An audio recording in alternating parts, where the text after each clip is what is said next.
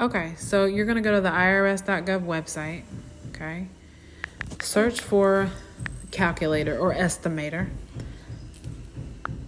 Okay, now you're going to click on tax withholding estimator. Then click on the button that says tax withholding estimator. Before you begin, make sure you gather your most recent pay stubs, just information about sources of income. You're going to go and you're going to fill out these questions. You're going to answer these questions according to your specific situation. In this example, married filing separately. No one can claim them as a dependent. Okay. Put all your dependents. Do you claim dependents? Put how many. Okay. And then we're going to, are you going to hold this job the rest of the year?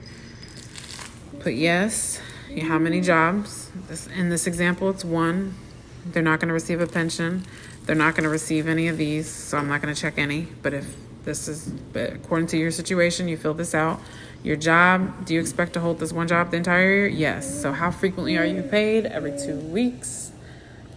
On what date did you get your most recent pay period? Or what day did your most recent pay period end?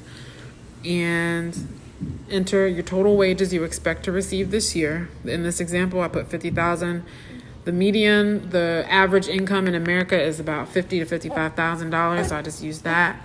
Any bonuses, enter those, but no bonuses here. In this example, using your last pay statement, enter the federal income taxes withheld year to date. So we're halfway through the year. I just put 2000, for example.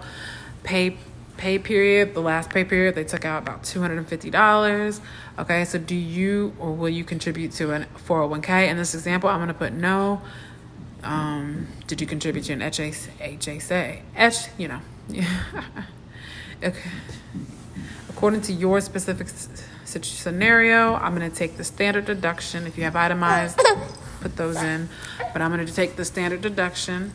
No tax credits.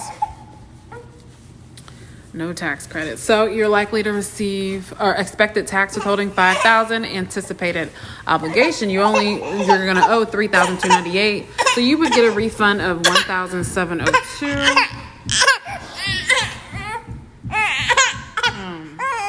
But if you don't want to receive that refund, you can go ahead and get that throughout the year. So, you can take $1,702 and divide it by 12, and that's what you would get monthly. And at the end of this video, I showed it being about a few hundred.